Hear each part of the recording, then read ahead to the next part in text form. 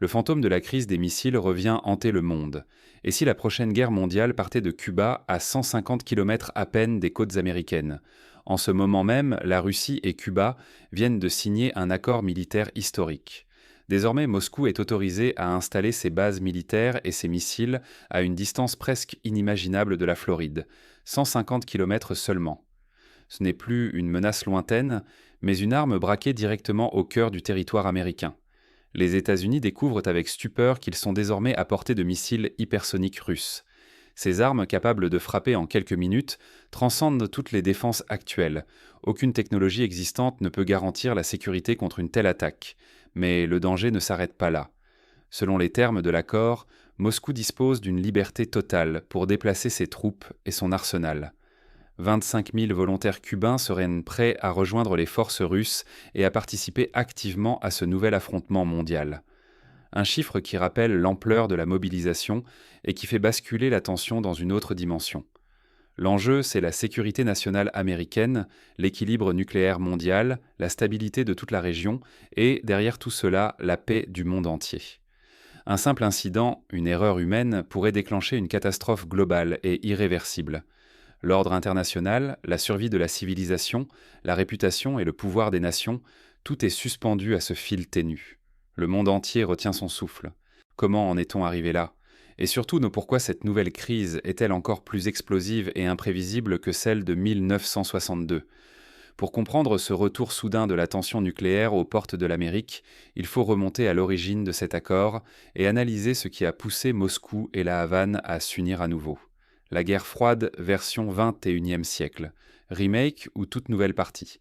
L'actualité bouleverse tous les équilibres dans les Caraïbes, avec la signature d'un accord retentissant entre la Russie et Cuba. Pour la première fois depuis des décennies, Moscou obtient une liberté totale d'action militaire à seulement 150 km du territoire américain. Rien n'est plus symbolique. Du droit d'installer des bases, de mener des exercices conjoints, de livrer des équipements avancés et même d'assurer une présence navale et électronique, la Russie dispose désormais d'un blanc-seing à l'orée de la Floride. Washington n'avait pas connu pareille menace depuis l'épisode le plus brûlant de la guerre froide, la crise des missiles de 1962. Le monde avait alors vacillé à un pas de la destruction nucléaire totale, devant le face-à-face des superpuissances. Kennedy contre Khrouchtchev, Moscou et Washington jouant leur survie à coups de missiles et d'ultimatums jusqu'à un compromis de dernière minute. Mais 60 ans plus tard, la situation est radicalement différente et bien plus périlleuse. Le rapport de force n'est plus le même. À l'époque, l'Union soviétique courait après la parité militaire. Aujourd'hui, la Russie affiche non seulement l'égalité, mais par endroits une supériorité technologique. C'est le cas avec le complexe Oreshnik, des missiles hypersoniques qui volent à plusieurs fois la vitesse du son, capables de frapper New York ou Miami en quelques minutes, et surtout hors de portée de toutes les défenses américaines connues. La menace n'est plus théorique. Le tout premier Oreshnik est déjà opérationnel, prêt à être déployé sur le sol cubain au gré de la seule volonté politique du Kremlin. L'accord va bien au-delà du simple stationnement de missiles. Il légalise aussi le déploiement de forces, la tenue d'exercices conjoints de toute envergure, l'acheminement sans restriction d'armement de pointe et l'installation de capacités électroniques et navales massives. Autrement dit, la Russie obtient un accès sans précédent à la sphère d'influence américaine, sous les yeux d'un Pentagone qui voit son avantage stratégique s'effriter. Pour les États-Unis, ce bouleversement marque une perte d'influence vertigineuse en Amérique latine et crée un risque de course aux armements aussi désespérée que dangereuse. Derrière ces manœuvres, c'est la sécurité mondiale, la stabilité politique, mais aussi le mode de vie occidental qui vacille. L'argent, la réputation des nations et, en filigrane, la survie même de la civilisation occidentale pourraient bien se jouer sur ces plages caribéennes, là où le moindre malentendu entre adversaires surarmés suffirait à déclencher l'irréparable. Mais ce nouvel accord russo-cubain ne se limite pas à une rivalité technologique ou géopolitique. Il annonce aussi une recomposition radicale sur d'autres fronts, alors que des milliers de volontaires cubains commencent à rejoindre les rangs russes. Car derrière l'affichage militaire, une autre bataille s'engage. La guerre des volontaires, de l'influence et de l'opinion, qui redessine déjà les lignes du prochain affrontement mondial. 25 000 nouveaux soldats pour la Russie. Un simple renfort ou un bouleversement stratégique? C'est la question qui secoue les chancelleries du monde entier depuis l'annonce fracassante de l'arrivée massive de volontaires cubains dans les rangs russes, une révélation confirmée par le magazine Forbes. Moscou s'apprête à intégrer jusqu'à 25 000 Cubains, un chiffre qui, au-delà du symbole, représente un véritable saut qualitatif dans la guerre en Ukraine et dans la lutte d'influence globale contre Washington. Pour la Russie, le pari est énorme. Former, équiper, transporter, puis intégrer ces milliers de nouveaux combattants au sein d'une armée déjà engagée sur plusieurs fronts. Les autorités russes mettent en place des centres de formation accélérés, adaptés pour surmonter barrières linguistiques et différences culturelles. Chaque groupe de volontaires reçoit un encadrement spécifique afin d'assurer une intégration militaire rapide et efficace. Cette logistique colossale, inédite depuis la guerre froide, pourrait offrir à Moscou un avantage inédit à court terme, si l'opération parvient à éviter écueils et dysfonctionnements. Mais pourquoi des milliers de Cubains prennent-ils le risque de s'engager si loin de chez eux? La réponse tient en quelques mots: la pauvreté écrasante à Cuba, la promesse d'une citoyenneté russe, des salaires hors de portée sur l'île et des privilèges inespérés pour eux et leurs familles. La Russie, en ouvrant ses portes, se présente comme un Eldorado pour une jeunesse désespérée, prête à tout pour fuir la misère et offrir un avenir meilleur à ses proches. Cette stratégie, pourtant, n'est pas sans soulever de sérieux doutes. Les États-Unis dénoncent une complicité active du régime cubain, affirmant que la Havane ferme les yeux, voire encourage ce transfert massif de main-d'œuvre militaire. Officiellement, le gouvernement cubain nie toute implication directe, mais sur le terrain, les départs se multiplient, au vu et au su de tous, sans vraie entrave de la part des autorités. Sur le plan militaire, le pari russe comporte de nombreux risques. La loyauté réelle de ces nouveaux venus, leur efficacité au combat, leur capacité à s'intégrer dans une armée exigeante et leur résistance psychologique face à la brutalité du front ukrainien. Pourtant, des précédents existent. Lors de la guerre en Syrie, la Russie a su intégrer des contingents étrangers, notamment des milices syriennes ou africaines, avec une efficacité redoutable. Si la formule fonctionne avec les Cubains, le front pourrait se trouver renforcé d'une force de frappe imprévisible pour Kiev et ses alliés. Au-delà du terrain ukrainien, ce déploiement massif résonne comme un message politique. La Russie entend étendre son influence en Amérique latine, directement dans la sphère d'influence traditionnelle des États-Unis. C'est un défi ouvert au prestige américain, une tentative de briser l'isolement diplomatique imposé par l'Occident et, surtout, un signal à d'autres nations de la région susceptibles d'être tentées par une alliance avec Moscou. Mais ce n'était qu'un début.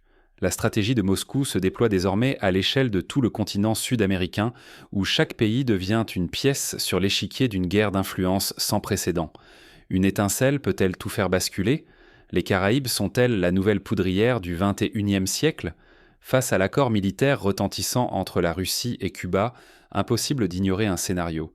Et si le monde glissait à nouveau dans une guerre froide, mais cette fois avec des armes toujours plus rapides, plus intelligentes et des enjeux mondiaux encore plus vertigineux?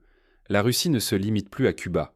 Elle resserre aussi ses liens militaires avec le Venezuela, le Nicaragua, la Bolivie. Ces alliances stratégiques dessinent un réseau possible de bases russes tout autour du continent américain, faisant planer une menace permanente près des côtes occidentales. Dans cette nouvelle partie d'échecs, les points de tension se multiplient: contrôle des routes logistiques, accès aux ressources pétrolières, soutien politique et économique croissant à Moscou. Chaque tension devient un fil électrique prêt à s'enflammer. Le plus inquiétant, les technologies d'aujourd'hui changent la nature même du danger. Les missiles hypersoniques, la cyberdéfense, l'intelligence artificielle, chaque innovation réduit le temps de réaction, accélère la vitesse d'une crise. En cas de malentendu, d'erreur technique, tout peut dégénérer en quelques minutes. Le risque d'un accident majeur n'a jamais été aussi élevé. Une simple fausse alerte peut déclencher une réaction en chaîne. Escalade militaire, frappe nucléaire potentielle, sanctions massives, effondrement économique à l'échelle globale. Plus personne ne contrôle rien. L'instabilité politique mondiale guette, la spirale des sanctions et contre-sanctions menace de balayer nos certitudes. L'Occident, et en particulier les États-Unis, se retrouve face à une remise en question profonde. Les priorités stratégiques et les défenses doivent-elles être repensées? La vulnérabilité d'un continent jadis sûr de lui éclate au grand jour. La préservation de la stabilité, de la sécurité internationale, du mode de vie occidental, tout se joue ici, sur ce nouvel échiquier caribéen. Mais face à ce spectre d'escalade, existe-t-il des moyens de désamorcer la crise? Y a-t-il des leçons du passé ou des stratégies inédites pour éviter la catastrophe? Comprendre, c'est déjà agir. Dans ce nouveau grand jeu géopolitique, quelle marge de manœuvre subsiste vraiment? Premièrement, il devient crucial de suivre les alliances régionales, en particulier en Amérique latine. Cette zone n'est plus un simple décor de fond, mais un véritable épicentre des affrontements mondiaux du XXIe siècle. Les États qui souhaitent préserver leur sécurité et leur influence doivent investir massivement dans les nouvelles technologies de défense. L'arrivée des armes hypersoniques bouleverse l'équilibre. Ne pas s'adapter, c'est s'exposer. Mais cette mutation ne concerne pas que les gouvernements. Pour chacun de nous, citoyens, le premier réflexe doit être de s'informer, recouper les sources, éviter la désinformation, comprendre les véritables enjeux derrière les discours officiels. La montée des tensions augmente le risque de manipulation de l'opinion et de perte d'influence politique. Mal comprendre le réel, c'est accepter de subir, voire de nourrir le sentiment d'insécurité qui fragilise nos sociétés. Dans ce contexte, la diplomatie redevient vitale. Dialoguer, anticiper, multiplier les canaux d'échange permettent de prévenir les malentendus qui, dans un monde où tout s'accélère, pourraient avoir des conséquences irréversibles. Nul n'est à l'abri de l'escalade. Que l'on soit chef d'État, expert ou simple citoyen, la vigilance reste notre meilleure défense face à la crise qui couve. Alors, sommes-nous condamnés à répéter les erreurs du passé ou prêts à écrire une nouvelle histoire? Mais si la vigilance est essentielle, encore faut-il savoir où et comment agir concrètement. Quel choix s'offre désormais aux puissances et à nous tous face à cette nouvelle donne? Le futur ne se joue pas seulement à Moscou ou à Washington, mais aussi dans notre capacité à comprendre les signes avant-coureurs. Cette nouvelle alliance militaire entre la Russie et Cuba n'est pas simplement un écho nostalgique du passé, c'est le signal d'une ère totalement inédite où chaque jour l'équilibre mondial peut basculer. Nous sommes à un tournant où l'histoire se répète, mais avec des armes qu'aucun stratège des années 60 ne pouvait imaginer, et des enjeux qui touchent chaque foyer de notre planète. L'Amérique n'a jamais été aussi exposée dans sa propre sphère d'influence. Désormais, la distance n'offre plus aucune protection. Les Caraïbes ne sont plus seulement une carte postale, mais une zone de risque absolue pour la sécurité internationale. Si nous restons passifs, nous serons les premières victimes des décisions prises ailleurs. Notre mode de vie, la stabilité de nos institutions et jusqu'à la réputation de nos nations sont désormais en jeu. Face à la rapidité des avancées technologiques et à la multiplication des facteurs d'escalade, l'erreur humaine pourrait être suffisante pour déclencher l'irréparable. Ce n'est pas un simple bras de fer militaire, c'est la survie même de la civilisation qui se joue. Alors, restons lucides et vigilants. Refusons la passivité et interrogeons-nous. Sommes-nous prêts à reconnaître les signes du basculement avant qu'il ne soit trop tard ?